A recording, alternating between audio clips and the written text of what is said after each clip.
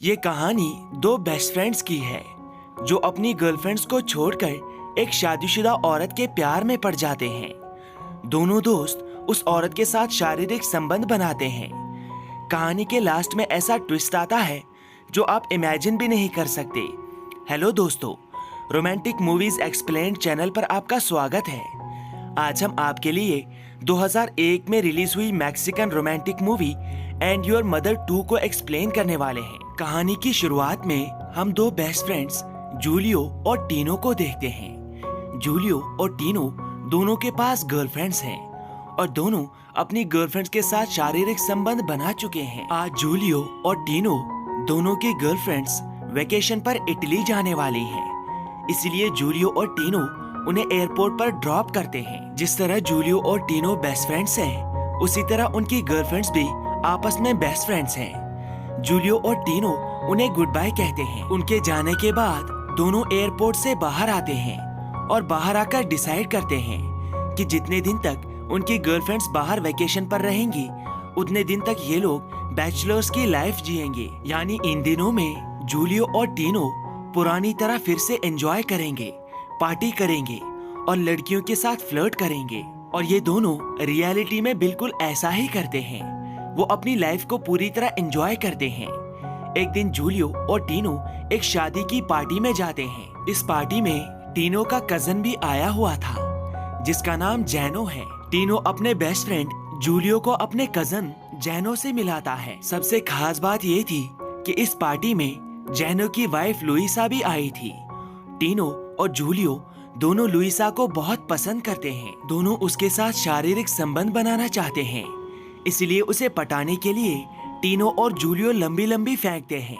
टीनो और Julio Luisa के सामने आपस में एक बीच के बारे में बात करते हैं। उसके बारे में वो कहते हैं कि इस बीच को जन्नत का दरवाजा भी कहा जाता है। ये दोनों लुइसा से कहते हैं कि कल वो उस बीच पर जाने वाले हैं। अगर वो चाहे तो वो टीनो और जूलियो के साथ उस बीच पर आ सकती है, लेकिन लुइसा उनके ऑफर को तुरंत ठुकरा देती है। रात में लुइसा को उसके पति जैनो का कॉल आता है। जैनो ने बहुत ज्यादा शराब पी ली थी और शराब के नशे में वो लुइसा से कहता है कि मैं तुम्हें तब से चीट कर रहा था। ये सच्चाई सुनकर लुइसा बहुत उदास हो जाती है। वो रोने लगती है। अगले दिन सुबह ही वो टीनो और जूलियो को कॉल करके बताती है कि वो भी उनके साथ उस बीच पर आने वाली है। ये खबर सुनकर टीनो और जूलियो बहुत खुश हो जाते हैं और लुइसा के साथ उस बीच पर वेकेशन पर जाने की प्लानिंग करने में लग जाते हैं। अगले दिन टीनो, जूलियो और लुइसा उस बीच की तरफ निकल जाते हैं। लुइसा के आने की वजह से टीनो और जूलियो बहुत ज्यादा खुश थे, क्योंकि उन्हें पता था कि इस वेकेशन के दौरान वो उसके साथ शारीरिक संबंध बनाएंगे। सफर के दौरान ये तीनों एक दूसरे को अपने पास्ट की कहानी सुनाते हैं। जूलियो और टीनो बहुत लंबी लंबी फेंकते हैं, जबकि लुइसा उन्हें बताती है कि उसने सिर्फ 2 लोगों से प्यार किया है, एक जैनो से और एक उसके पहले बॉयफ्रेंड से, जिसकी एक मोटरसाइकिल एक्सीडेंट में डेथ हो गई थी। उस बीच की तरफ जाते जाते इन तीनों को रात हो जाती है और रात में ये तीनों एक होटल में रुकते हैं। जूलियो और टीनो एक ही कमरे में रुकते हैं, जबकि लुइसा अपने लिए एक अलग रूम बुक करती है। रात में जूलियो और टीनो लुइसा के कमरे में एक खिड़की की तरफ से झांकते हैं, लेकिन वो देखते हैं कि लुइसा अपने कमरे में बहुत ज्यादा रो रही है। जूलियो और टीनो को कुछ समझ नहीं आता कि आखिर लुइसा क्यों रो रही है। अगले दिन ये तीनों फिर से अपने आगे के सफर पर निकल जाते हैं।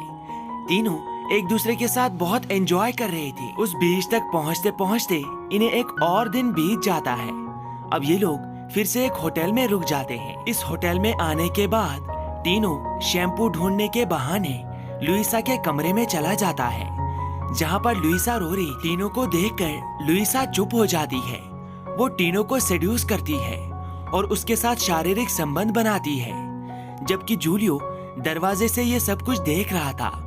उसे ये सब कुछ बहुत बुरा लगता है, इसीलिए वो बाहर आकर बैठ जाता है। उसने ये सोचा भी नहीं था कि उसका बेस्ट फ्रेंड उसके बिना लुइसा के साथ इंटीमेट हो जाएगा। वो बहुत जेलस फील कर रहा था, इसलिए वो टीनो को बताता है कि वो उसकी गर्लफ्रेंड के साथ इंटीमेट हो चुका है। ये बात टीनो को बहुत बुरी लगती है और दोनों एक दूसरे से बात करना बंद करते हैं। रात में जब वो दोनों एक ही कमरे में सो रहे थे, तब भी इस बात को लेकर उन दोनों के बीच झगड़ा हो जाता है। अगले दिन ये तीनों फिर से उसी बीच की तरफ सफर पर निकल जाते हैं, लेकिन गाड़ी में लुइसा को पता चल जाता है कि टीनो के साथ उसके इंटीमेट होने की वजह से टीनो और जूलियो एक दूसरे से नाराज हैं। इसलिए लुइसा टीनो को गाड़ी से नीचे उतारती है और कार में ही जूलियो के साथ इंटीमेट हो जाती है। इस तरह से वो इस सिचुएशन को बैलेंस करती है। हालांकि उनका इंटीमेट होना टीनो को बिल्कुल भी पसंद नहीं आता। वो इस बात से बहुत ज्यादा अपसेट हो जाता है। इसलिए लुइसा टीनो को समझाती है और इसके बाद तीनों अपने आगे के सफर पर निकल जाते हैं। लेकिन अभी भी टीनो और जूलियो के बीच सब कुछ ठीक नहीं हुआ था। रास्ते में उनके बीच झगड़ा हो जाता है। जिस तरह जूलियो ने टीनो से कहा था कि वो उसकी गर्लफ्रेंड के साथ इंटीमेट हो चुका है, अब टीनो भी जूलियो से कहता है कि वो भी उसकी गर्लफ्रेंड के साथ इंटीमेट हुआ था। इस बात से उनका झगड़ा और भी ज्यादा बढ़ जाता है। इस बात से लुइसा को भी गुस्सा आता है और वो उन दोनों से कहती है कि अगर उन्होंने झगड़ा करना बंद नहीं किया तो वो उन दोनों को यहीं पर छोड़कर चली जाएगी। जिसके बाद टीनो और जूलियो दोनों को झगड़ा करना बंद करना पड़ता है। दोनों फिर से पहले की तरह एक दूसरे से बात करने लगते हैं और लुइसा के साथ वो दोनों आगे के सफर पर निकल जाते हैं। कुछ देर के बाद वो लोग उस बीच पर पहुंच जाते हैं। ये बीच सच में बहुत ज्यादा खूबसूरत होता है और इसे सच में जन्नत का दरवाजा कहा जाता है। अब ये तीनों इसी बीच पर कैंप करते हैं और एक दूसरे के साथ एंजॉय करते हैं। इस बीच पर इनके अलावा एक लोकल फैमिली भी होती है। ये लोग उनके साथ भी एंजॉय करते हैं। लुइसा की वजह से ही अब टीनो और जूलियो के बीच सब कुछ ठीक हो जाता है। रात में लुइसा अपने पति को कॉल करती है और बहुत ही शराफत से उसके साथ बात करती है और उसे बताती है कि अब वो कभी भी उसके पास वापस नहीं आएगी। रात में लुइसा, टीनो और जूलियो एक क्लब में जाते हैं जहाँ पर वो लोग बहुत ज्यादा शराब पी लेते हैं। उन तीनों को नशा हो जाता है और नशे में वो लोग एक दूसरे के साथ अपनी फैंटेसी शेयर करते हैं। तीनों एक दूसरे के साथ डांस करते हैं और डांस खत्म करने के बाद तीनों एक रूम में आते हैं। रूम में आने के बाद दोनों लड़के लुइसा के साथ शारीरिक संबंध बनाना चाहते थे। लुइसा भी इस बात को समझ लेती है, इसलिए वो एक साथ दोनों लड़कों के साथ इंटीमेट हो जाती है। मूवी के लास्ट में नरेटर हमें बताता है कि अगली सुबह टीनो और जूलियो इस वेकेशन से वापस लौट गए थे और लुइसा के बगैर वो दोनों एक दूसरे से बात भी नहीं कर रहे थे। उनके बीच कुछ भी ठीक नहीं हुआ था। लुइसा उसी बीच पर रुक गई थी। 1 साल के बाद दोनों फ्रेंड्स मैक्सिको में एक दूसरे से मिलते हैं। टीनो जूलियो को बताता है कि लुइसा को कैंसर था। हमारी वेकेशन के 1 महीने बाद उसकी डेथ हो गई थी। लेकिन जिस टाइम पर हम लोग वेकेशन पर थे, उस टाइम लुइसा को अपनी कंडीशन के बारे में पता था।